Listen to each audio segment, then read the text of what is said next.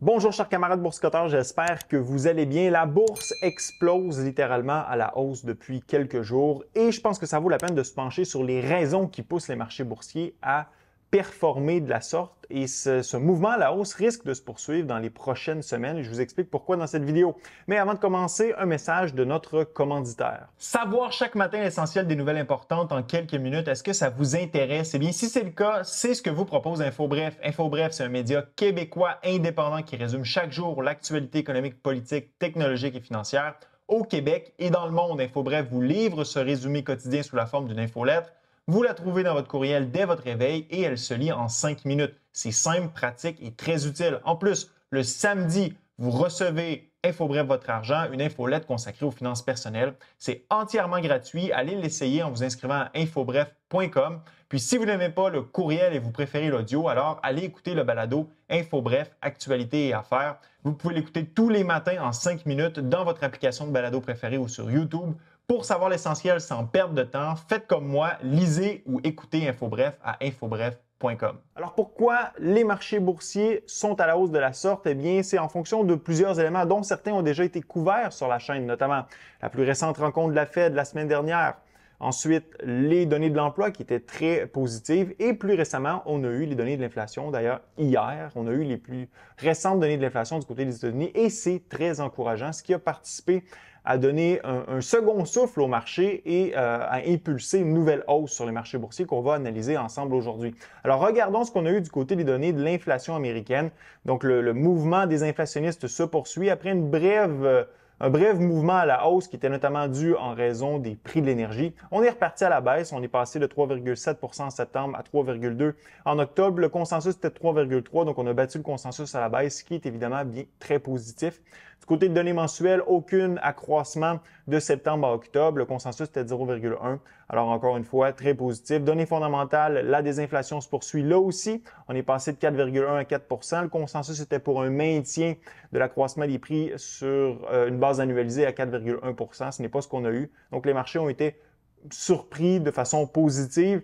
Du côté de l'accroissement mensuel des données fondamentales, on était à 0,2, une amélioration par rapport au 0,3 obtenu en septembre. Si on s'en va voir des données peut-être plus détaillées, comme par exemple l'inflation du prix des logements annualisé à 6,7, on voit qu'il y a un travail important qui a été fait de ce côté-là. Le rythme d'accroissement des prix du logement diminue mois après mois. Et étant donné que c'est une donnée importante dans le calcul de l'inflation, dans le calcul de l'IPC, eh bien, ça participe bien sûr à la baisse du niveau d'accroissement des prix. Du côté des services, encore une fois, la baisse se poursuit, quoique le rythme de décélération de l'accroissement des prix semble un peu plus lent de ce côté-là. Maintenant, si on s'en va voir les agrégats spéciaux, on voit qu'on a de l'amélioration un peu partout sur la plupart des données. Tous les items sans la nourriture, aucun accroissement par rapport à septembre. Tous les items sans le logement, on a eu une baisse de 0,1. Tous les items sans la nourriture et le logement, baisse de 0,2.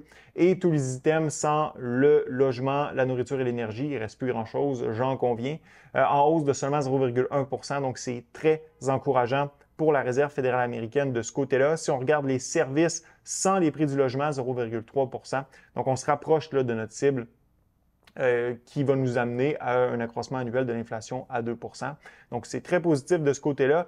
Et même si, lorsqu'on regarde là, les données de l'accroissement des prix aux États-Unis, on voit qu'on a de plus en plus d'éléments qui sont en déflation carrément, notamment les prix de l'énergie à moins 2,5 sur le mois, sur l'année à moins 4,5 et notamment du côté des biens, là, les véhicules. Donc, les véhicules neufs, moins 0,1 sur le mois. Les véhicules usagés, moins 0,8 et sur les données annualisées, moins 7,1 Donc, beaucoup d'améliorations. On voit qu'on a de plus en plus de secteurs dans le panier de l'IPC qui sont en déflation et pas seulement en désinflation. Donc, ça, c'est positif pour atteindre la cible de la Fed. Maintenant, un autre élément qui est sorti, celui-là, aujourd'hui, c'est l'indicateur des prix des producteurs. Donc, les prix des producteurs qui étaient en hausse de seulement 1,3 sur l'année, très positif. Et les données mensuelles ont surpris aussi à la baisse. Donc, une déflation de moins 0,5 par rapport au mois de septembre. Donc, ça nous indique que cette tendance désinflationniste du côté de l'IPC est confirmée par les prix que paient les producteurs, qui bien sûr influencent les prix des biens que nous achetons, nous consommateurs. Maintenant, le rythme d'accroissement de l'IPC a été le plus faible depuis 2021. Donc, ça nous démontre justement que le travail qui a été fait par la Réserve fédérale américaine, le travail de resserrement de politique monétaire, prend naissance. Donc, on le voit justement se concrétiser dans l'économie, dans les mesures qui sont prises par le BLS. Donc, c'est positif de ce côté-là. Et ce graphique démontre bien qu'à peu près toutes les mesures de l'inflation sont en désinflation. En fait, toutes les mesures d'inflation sont en désinflation. Qu'on parle du logement, qu'on parle de l'inflation fondamentale, qu'on parle des services sans les prix des logements ou des biens, tout est en désinflation. Le rythme d'accroissement des prix ralentit partout dans toutes les mesures qui sont prises par le BLS. Donc, c'est une bonne nouvelle, ce qui amène justement les marchés à penser que la Fed a fini, c'est terminé. Donc, on a eu un peu la confirmation qu'on attendait dans la vidéo de lundi dernier. Je vous ai dit que probablement que les données de l'inflation allaient nous confirmer si bel et bien la Fed allait fermer les livres du côté du resserrement de la politique monétaire. Eh bien, c'est ce que les marchés pensent, c'est ce que je pense aussi. Je le pense depuis la dernière rencontre d'ailleurs. Le marché obligataire a reculé de façon assez impressionnante au courant des dernières séances. Donc, on a atteint un sommet à 5 % et maintenant, les marchés pensent que c'était clairement le sommet du côté des rendements.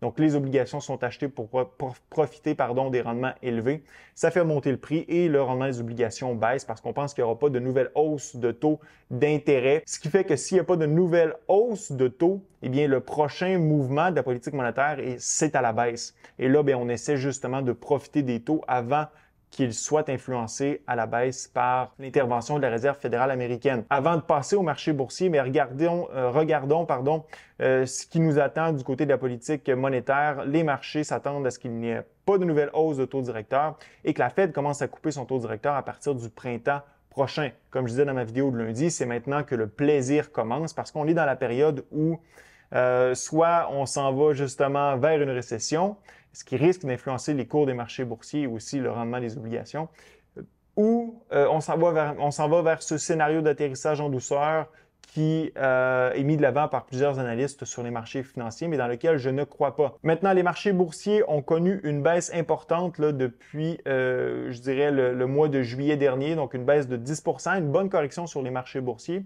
parce que justement, on s'inquiétait à savoir si la Fed allait devoir resserrer davantage. Évidemment, au courant des dernières semaines, avec les nouvelles séries de données qu'on a eues, ça ne devrait pas être le cas, donc les marchés sont encouragés. Et la bourse est repartie à la hausse avec un gain d'essentiellement 9,5 % en seulement 20 jours, alors que la correction s'était, elle, déroulée au cours des plus ou moins 90 derniers jours. Donc, c'est un mouvement à la hausse qui est impressionnant, ce qui nous fait dire qu'il faut toujours, bien sûr, rester sur les marchés et ne jamais en sortir. Parce que lorsqu'on manque des hausses de la sorte, ça fait mal sur le rendement annuel. Maintenant, est-ce que c'est étranger ce qui se passe sur les marchés boursiers? Est-ce que ça nous indique que justement ce scénario d'atterrissage en douceur est en train de se réaliser? Eh bien, regardons ce qui s'était passé en 2008 lors de la dernière grande crise financière. Lorsque la Fed était sur le point de cesser son resserrement monétaire, on avait eu une correction sur les marchés boursiers. Puis, lorsque la pause avait été annoncée de façon officielle, les marchés boursiers étaient repartis à la hausse. Donc, je pense que c'est le même genre de scénario qu'on devrait voir se reproduire sur les marchés boursiers actuellement.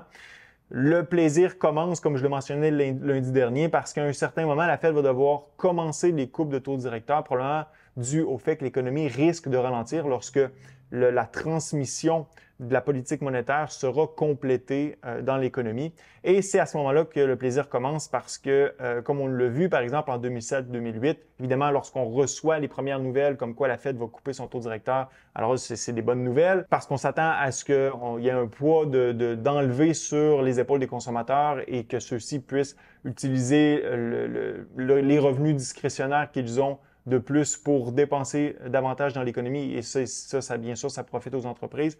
Donc, ça l'avait donné, je dirais, une impulsion au marché boursier, mais après, on avait vu justement l'économie ralentir fortement, les contre-coups de ça et on a vu les marchés financiers, les marchés boursiers s'effondrer. C'est un peu le même scénario qu'on avait eu dans les années 2000. Donc, c'est pas vraiment surprenant ce qu'on a présentement sur les marchés boursiers. Je pense qu'il fallait même s'en attendre. Mais du côté de l'économie, éventuellement, ça devrait ralentir. Je pense pas qu'on va pouvoir maintenir la politique monétaire élevée très, très longtemps et que le consommateur, lui, va quand même bien s'en tirer. Déjà, on voit justement les ventes au détail qui commencent à ralentir et le consommateur reste de façon générale assez démoralisé, comme l'expose le Consumer Sentiment du United States Michigan Survey. Donc, le consommateur reste démoralisé. L'essentiel des économies qui avaient été amassées durant la pandémie ont été utilisées. Donc, comment le consommateur va réagir à tout ça au courant des prochains mois, c'est ce qu'on devrait voir. Mais du côté des marchés boursiers actuellement, l'économie va bien. On s'attend à ce que la Fed coupe son taux directeur au courant des prochains mois. Donc, si l'économie continue de bien performer. Alors, pourquoi les marchés boursiers ne continueraient-ils pas de bien performer? Bien, telle est la question. À mon avis, la performance va se poursuivre au courant des prochains mois jusqu'à temps qu'on ait les premiers signes de faiblesse dans l'économie. Laissez-moi savoir ce que vous en pensez dans la zone commentaire. Ce fut un plaisir d'être avec vous. À la prochaine.